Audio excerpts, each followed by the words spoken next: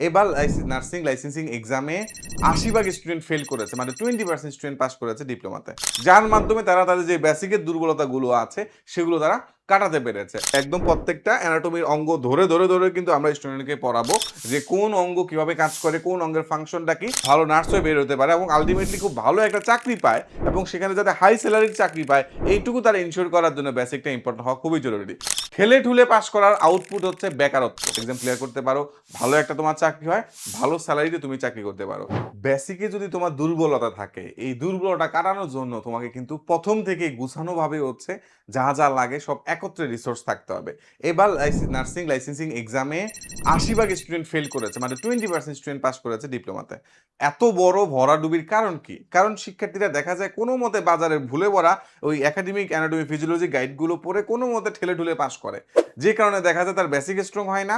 সে যখন লাইসেন্সিং পরীক্ষা দিতে যায় সে বড় লেভেল একটা ডিম পারে বা ডাব্বা মারে।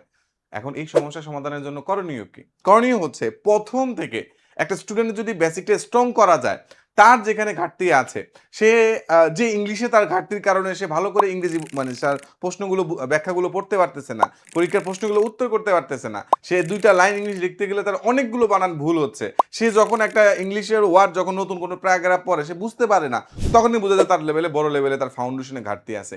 সেখানেই সেই ঘাটতি থেকে আমরা কিন্তু বাংলাদেশে সর্বপ্রথম আমরা বিব্রেইনারের পক্ষ থেকে আমরা নার্সিং প্রথম বর্ষের শিক্ষার্থীদের জন্য ফার্স্ট ইয়ার একাডেমিক আমাদের বেসিক টু অ্যাডভান্স কোর্স আমরা লঞ্চ করেছিলাম।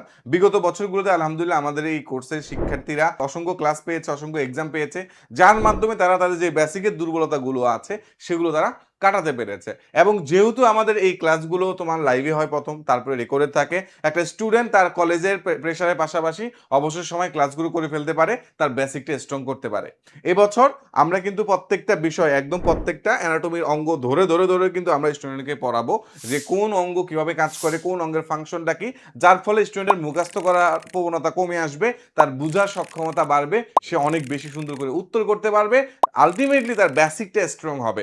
তার বেসিকটা স্ট্রং করার জন্য, তার ইংরেজিতে তাকে দক্ষ করার জন্য, তাকে দক্ষ নার্স করার জন্য এবং সে যাতে তার ক্লাসে সবচেয়ে ভালো রেজাল্ট করে, সে যাতে একটা বেসিক স্ট্রং অবস্থায় সে একজন ভালো নার্স হয়ে বের হতে পারে এবং আলটিমেটলি খুব ভালো একটা চাকরি পায় এবং সেখানে যাতে হাই স্যালারির চাকরি পায়, এইটুকু তারা ইনশিওর করার জন্য বেসিকটা ইম্পর্টেন্ট হওয়া খুবই জরুরি। অনেকেই বলে যে এক্স্যাক্টলি হচ্ছে নার্সিংয়ে যাওয়ার পরে কোনো মতে ঢেলে ঢুলে পাস করতে পারলে হবে। ঠেলে ঠুলে পাস করার আউটপুট হচ্ছে বেকারত্ব। কোনো মতে পাস করে নেটওয়ার্কিং যাদের ভালো থাকে না, কমিউনিকেশন স্কিলে যাদের ঘাটতি থাকে, দেখা যায় তাদের মধ্যে বড় একটা অংশে কিন্তু বেকার থাকে। তখন মানে দোষ দিলে আপনারা, আমি তো নার্সিং পাস করলাম তাও কেন হচ্ছে আমি চাকরি পাচ্ছি না। এটার মেইন কজ হচ্ছে ওই ঠেলে ঠুলে পাস করা, বেসিক স্ট্রং না করা, কমিউনিকেশনে উইক এবং মামু খালুর ব্যর্থতা হিসেবে দোষ দেয়। ইটস আলটিমেটলি ইউ যে অ্যাকচুয়ালি নিজের প্রতি যে তুমি ইনভেস্ট করো, যে তোমার নিজের কমিউনিকেশন স্কিল ডেভেলপ করার জন্য, তোমার নিজের ফাউন্ডেশন শক্ত করার জন্য, তোমার নিজের একাডেমিক স্কিল বাড়ানোর জন্য, এটাই হবে তোমার জন্য তোমার নিজের সবচেয়ে বড় লেভেলের একটা ইনভেস্টমেন্ট। সো বিবিনার থেকে আমরা খুব শীঘ্রই আমাদের ক্লাস শুরু হতে যাচ্ছে। এখন আমাদের ভর্তি চলছে, আমাদের একটা ডিসকাউন্ট চলছে। যারা অলরেডি বিবিনার স্টুডেন্ট তাদের জন্য একটা স্পেশাল ডিসকাউন্ট আছে, এখনই ভর্তি হয়ে যেতে পারো। ভর্তি হয়ে গেলে আমাদের যে ইবুকটা আছে, কিওয়ার্ডের ইবুকটা, সেটা কিন্তু তোমরা হচ্ছে আমাদের অ্যাপের মধ্যে পেয়ে যাবা। সো সবকিছু সুন্দর করে গুছানো আছে। আমি যদি তোমাদের এখানে একটু এগুলো রাখি, আমি যদি এখানে তোমাদের আরেকটু দেখাই যে তোমরা আমাদের কোর্সের মধ্যে একদম কোর্সের ডিটেলসে আসলে সব সুন্দর করে দেখতে পারবা যে আমরা এই কোর্সের মধ্যে কি কি দিব না দিব, আমরা কোন কোন বিষয় পড়াবো না পড়াবো, সবকিছু সুন্দর করে এখানে এ টু জেড দেওয়া আছে। ইভেন আমাদের যারা টিচার প্যানেলের ছবিও কিন্তু তুমি এখানে দেখতে পারবা যে আমাদের এক্সপার্ট টিচার প্যানেল কিন্তু তোমাকে পড়াবে। সো বুঝতে পারতেছো যে আমরা তোমার জন্য বাংলাদেশের বেস্ট পসিবল একটা টিচার্স প্যানেল রেডি করেছি, যারা তোমাকে এই নার্সিং এর যে সাবজেক্টগুলো রয়েছে, অ্যানাটমি, ফিজিওলজি, মাইক্রোবায়োলজি, ফার্মাকোলজি বা তোমার বিহেভিয়ারাল সায়েন্স, বেসিক সায়েন্স, এই প্রত্যেকটা বিষয় যেগুলো অ্যাকচুয়ালি তোমার নার্সিং রিলেটেড, এই সবগুলো কিন্তু আমরা পড়াবো আমাদের ডক্টরস টিম।